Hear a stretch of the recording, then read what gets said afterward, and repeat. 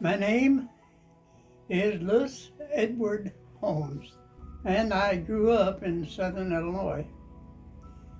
I didn't care much for school as a kid growing up because I never was good at it. I was in the first year of high school, and I decided that I didn't want to go to school anymore.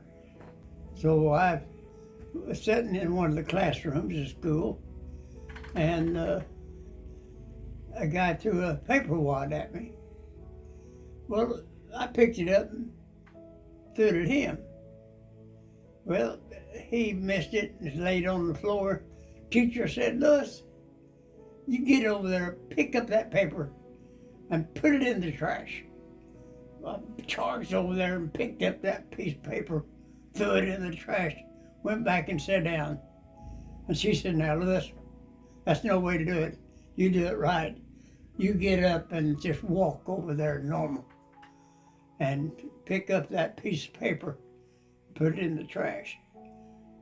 Well, I tiptoed over there, just real quiet looking around, picked up that piece of paper. It was all wadded up and went to the trash can, threw it in, then tiptoed back to my seat. Well, she told me to be quiet, and I was as quiet as I could be. She said, "Louis, you go to the office." Well, I went past the office, out the front door of the school, and never went back. That was in my first year of high school. So that school time is not much to tell. I guess my life really changed whenever I decided that I'd go to Texas with another friend. So we came down, and it was somebody that he knew that we stayed a few days with, and I wasn't having much success at a job, so I joined the Army. And that was February 1948. I was sent to Dallas Love Field for a physical exam and sworn in, then put aboard a train for Los Angeles, California. In Los Angeles, it was there that Fort Ord, California, that I took basic training. And after that, we got on a train, went up to Seattle, Washington for a trip to Japan. So we got aboard ship, and I don't remember how long it took, but we went to Japan and on the island of Honshu. And then I was transferred to the 7th Infantry Division, which is upon the island of Hokkaido.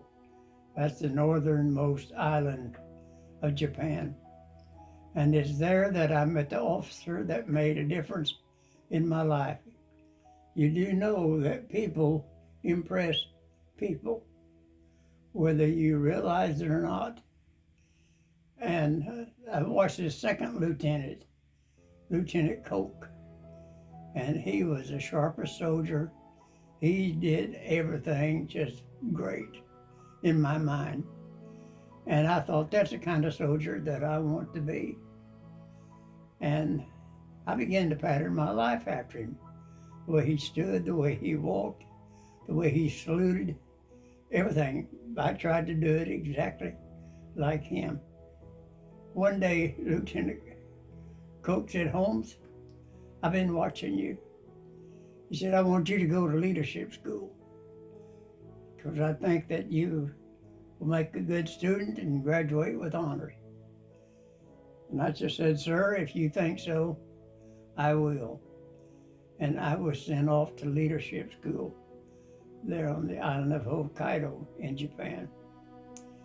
And after that, I became an instructor in that leadership school until the Korean War started. Then I was sent to Korea from Japan, made a beachhead landing at Incheon. And that's where I had my first combat. It was there just not too long after we landed at Incheon. And finally, we thought the war was about over, and we boarded ship, and we were sailing up the side of Korea. And I thought, this can't be right. The land's on the wrong side. And where we were going was to make a beachhead landing in North Korea. And so that's what we did, made a beachhead landing there. And that's when the Chinese entered the war. And we were outnumbered right at 10-1. And we didn't have a chance. So they took us back down through one of the towns out of North Korea, back into Busan in South Korea. And it's a pretty amazing thing.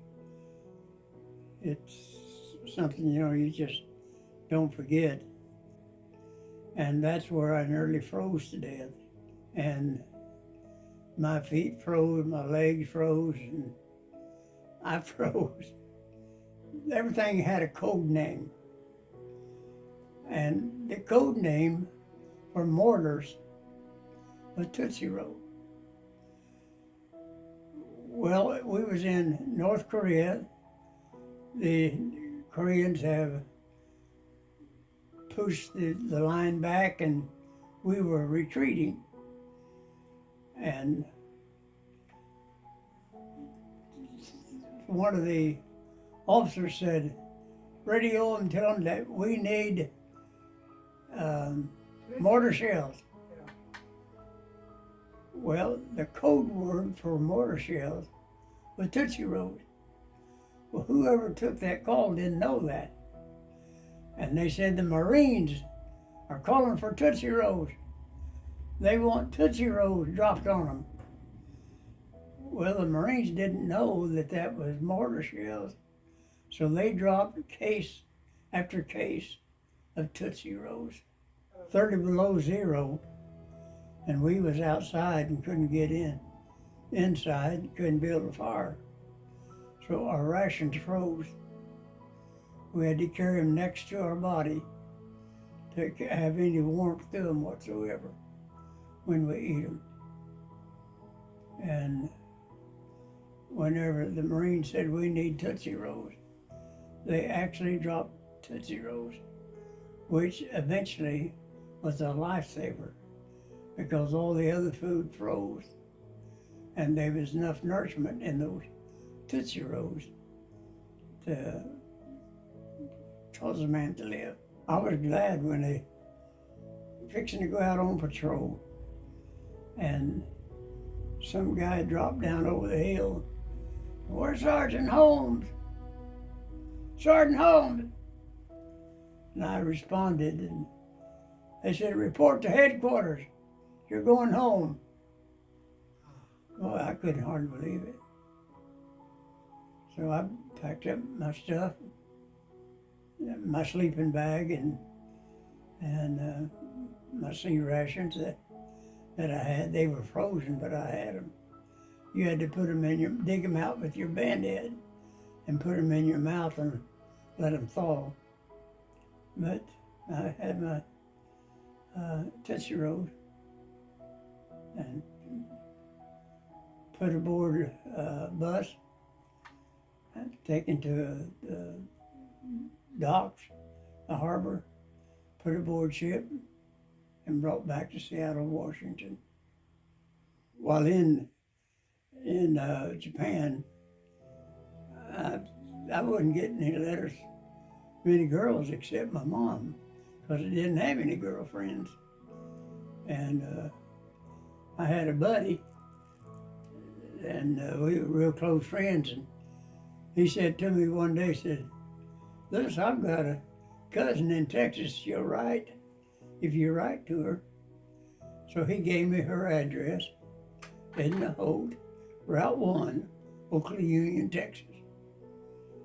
Well, I wrote a letter of introduction, got a letter back.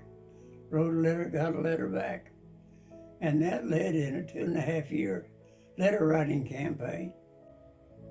And the whole time I was in Korea, I looked forward to getting those letters from her.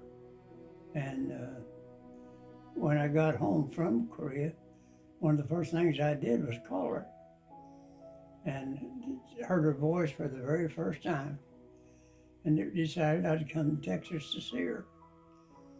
So I got a Greyhound bus ticket from Benton, Illinois to Vernon, Texas. I had to go to Vernon. And from there, when we got there, I took my mom with me, and I don't know why, except that I fought in a war in Korea, was command of 40 men, and my mama had to sign for me to get married. That's an embarrassing thing. And whenever we met, kind of feel like I was already wed to her. But we had a joyful time at our first meeting. We couldn't go anywhere by ourselves on a date. Every place we went, her brother had to go with us as an escort. Her dad did not want that soldier out with her by herself. So her brother went with us on every date. And I met her on Tuesday morning at the bus station in Vernon, Texas, and we got married on Sunday. We moved to Electra. Our son was born there at the hospital in Electra, and his name is Louis Allen. And I had to work, so we moved to Grand Prairie. And the preacher had fell off our porch. And when I got home from work, she said the preacher fell off our porch. I said, I bet that sent him home. She said, oh no. He went on down the street, canvassing, looking for prospects. And time he got back to his car, parked on the other side of the street, said he was over on his side. I thought I'd never seen sincerity in Christianity before. The least I could do is go hear him preach. She wanted me to go to church with her, and I didn't care anything about it. And she said, one day the Lord's going to come. He's going to take me home to heaven, and I'll never see you again. Wow, that word's burned in my mind. I was under such conviction. That Sunday morning I went, December the 7th, 1956. It was a cold, miserable day. And the church was just starting. They're starting a new church. And they was meeting in the American Legion Hall there in downtown Grand Prairie. I was just trembling cold. From the outside, it was cold. That's true. But I was sitting inside under terrible conviction. And I was sitting by a space heater. And I looked around at it, and boy, it was putting out the heat. And I thought, I'm about to freeze. I nearly froze to death in Korea. And I have what they call cold injury. So I was sitting there by that fire trying to get warm.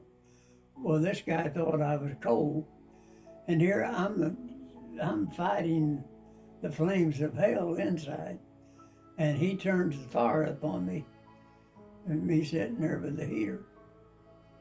And I got up from where I was sitting. I cut across through the seats and went to where the pastor was teaching Sunday school. He had his little lectern pushed back. And I was going to come and tell him I wanted to be saved. And I did.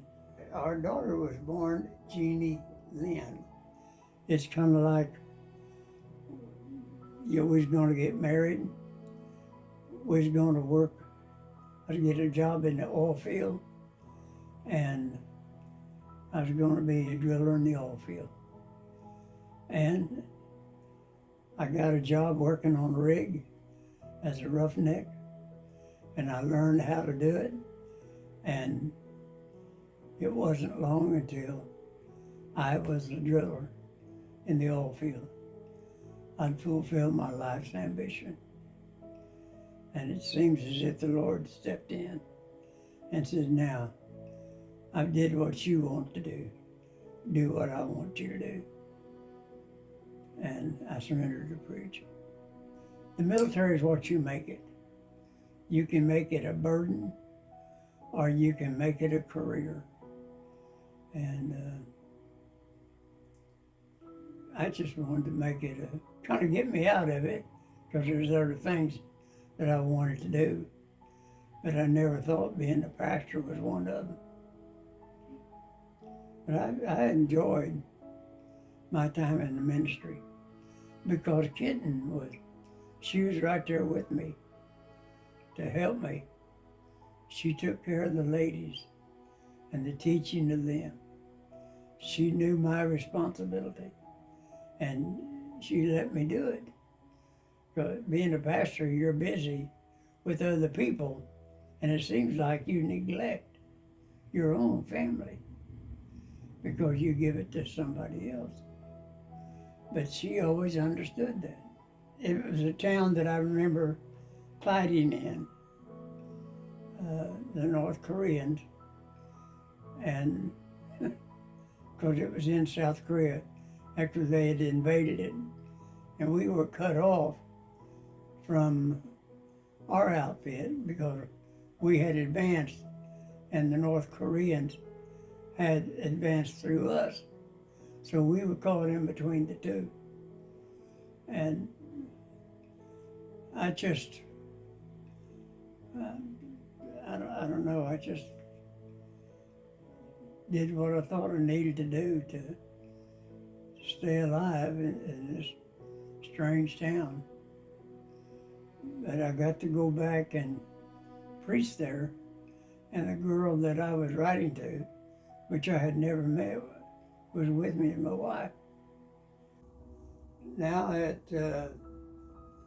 94 years of age, I decided to be with my wife, her and I. We have a son, LaSalle, and he's been married for a long time. Jeannie, our daughter. We have 5 grandkids and 5 great-grandkids. We may fail the Lord, but He will never fail us. And at times whenever I feel like I don't know what the Lord's doing, He does, because He's got a plan for all of our lives.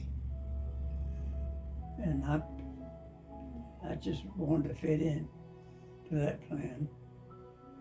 If you don't know Christ as Savior, you're going to miss heaven, because Jesus said, except a man be born again, he cannot see nor enter the kingdom of God. So being a Christian is not a thing like some people think, that it's a religion that you join. That's not what it is. Christianity is having Christ in the heart, and He is the leader of your life.